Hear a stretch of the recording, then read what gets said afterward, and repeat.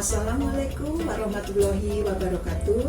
Bertemu lagi dengan Umi Ninik Gawat bersama GN YouTube channel dalam Sirah Nabawiyah Kisah Rasulullah bagian yang ke-59.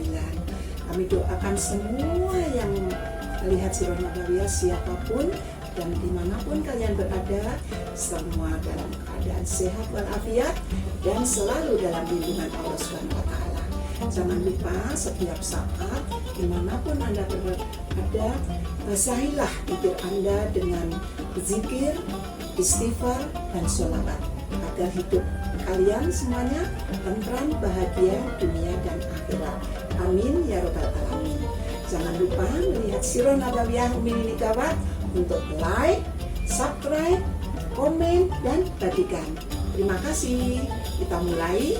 Tapi jangan lupa lagi, dalam pandemi COVID-19 ini, setiap keluar rumah 3M. Memakai masker, mencuci tangan dengan sabun, menjaga jarak, dan dengan olahraga. Agar semua kalian sehat walafiat. Amin ya robbal alamin. Kita mulai ya. Allahumma sholli ala Sayyidina Muhammad wa ala ali Sayyidina Muhammad. Tidak lama kemudian rombongan Rasulullah melewati kemah seorang ibu yang bernama Ummu Ma'bad. Mereka pun berhenti untuk membeli kurma, susu, dan daging. Tempat seperti itu memang biasa disediakan untuk para musafir untuk membeli perbekalan yang diperlukan. Namun sayang, apa yang mereka inginkan ternyata sudah habis. Ummu Ma'bad yang baik hati itu merasa iba, demi Allah, seandainya ada sesuatu yang tuan-tuan butuhkan, silahkan ambil dan tidak perlu tuan-tuan untuk membayarnya. Rasulullah melihat kambing yang kurus di situ ada dan bertanya, bagaimana dengan keadaan kambing itu? Ummu Ma'bad, apakah ia bisa mengeluarkan susu? Kambing itu adalah kambing yang sakit-sakitan dan kurus, dia tidak bisa mengeluarkan susu, tuan. Dia sama sekali selama ini sama sekali tidak bisa mengeluarkan susu. Engkau memperkenankan aku memerahnya, kata Rasulullah kepada Ummu Ma'bad. Silahkan, jika memang itu Tuhan mengira bahwa kambing yang sudah sakit-sakitan itu bisa mengeluarkan susu, silahkan. Dengan izin Allah, kambing yang sakit-sakitan itu diperah Rasulullah menghasilkan susu. Segelas dikasihkan kepada Abu Bakar, segelas lagi dikasihkan kepada Abdullah bin Uraiqid, kemudian memerah lagi, diminum sendiri oleh Rasulullah, dan memerah lagi dikasihkan kepada Ummu Ma'bad, terus memerah lagi, ambillah satu gelas ini nanti untuk suamimu apabila dia sudah datang. Setelah itu Rasulullah dan rombongan pun meninggalkan tempat itu, meneruskan perjalanan untuk menuju ke kota Yastrib setelah matahari terbenam. Kemudian suami dari Ummu Ma'bad datang, yaitu Abu Ma'bad, melihat segelas susu. Dia terkejut dan bertanya kepada istrinya, dan dia heran, dari mana segelas susu itu? Ini dari kambing kita yang sakit-sakitan. Kemudian Ummu Ma'bad bercerita panjang lebar tentang tadi Rasulullah memerah susu, apa itu yang tadi Rasulullah memerah susu itu. Ummu Ma'bad menceritakan kepada suaminya. Ternyata sejak saat itu sampai mati kambing yang sakit-sakitan itu, apabila diperah susunya menghasilkan banyak sekali susu. Abu Ma'bad berkata kepada istrinya, sungguh jika saya ini mempunyai cita-cita, apabila kelak saya dapat berjumpa dengan orang yang kau ceritakan tadi, saya akan menjadi pengikutnya dan sahabatnya. Seperti itu. Tidak lama kemudian tidak hanya Suraqah yang mengejar Rasulullah untuk mendapatkan hadiah 100 ekor unta yang disayembarakan oleh orang-orang Quraisy di kota Mekah. Ternyata ada orang lagi yang bernama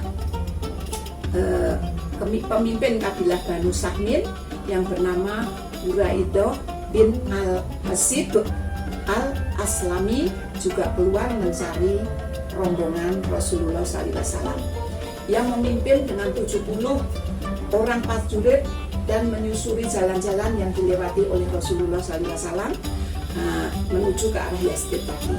Di suatu tempat, tiba-tiba saja secara kebetulan mereka berhenti bertemu dengan rombongan Rasulullah.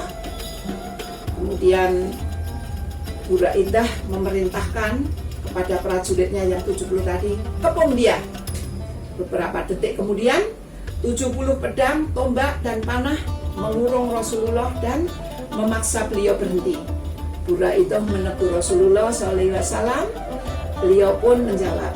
Kemudian sebelum Buraidah sempat bertanya lagi, Rasulullah SAW mendahuluinya. Bertanya, siapa Anda?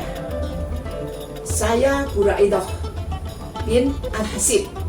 Dengan tenang Rasulullah berkata kepada Abu Bakar, mudah-mudahan suasana yang mencekam ini kembali menjadi lebih baik.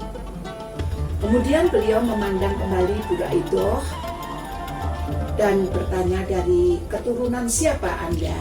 Rasulullah bertanya.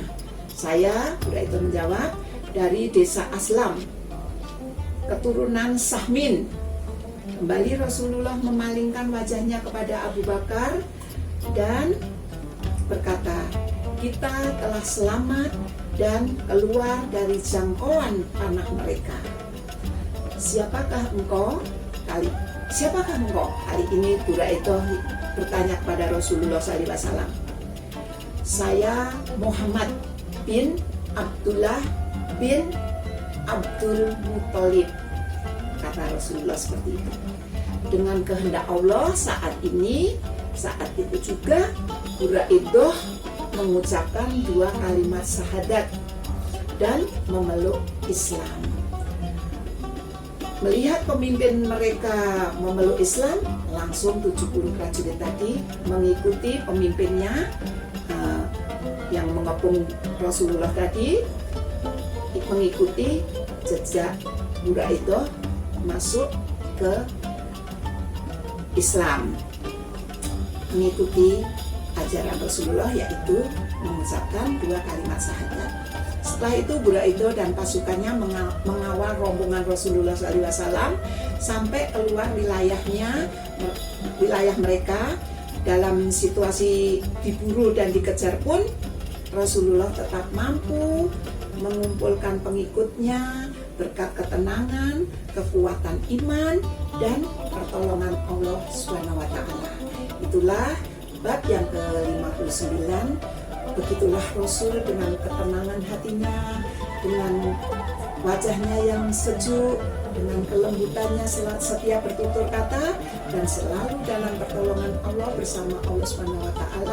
Beliau terselamatkan walaupun sudah dikepung oleh 70 prajurit pimpinan yang dipimpin oleh tadi dari Buraidah dari Aslam tadi.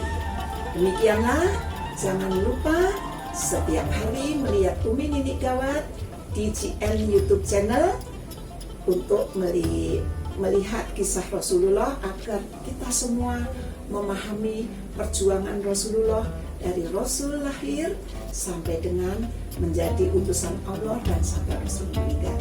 Apabila ada tutur kata yang tidak berkenan, mohon bisa dimaafkan. Kita tutup dengan kafaratul majlis.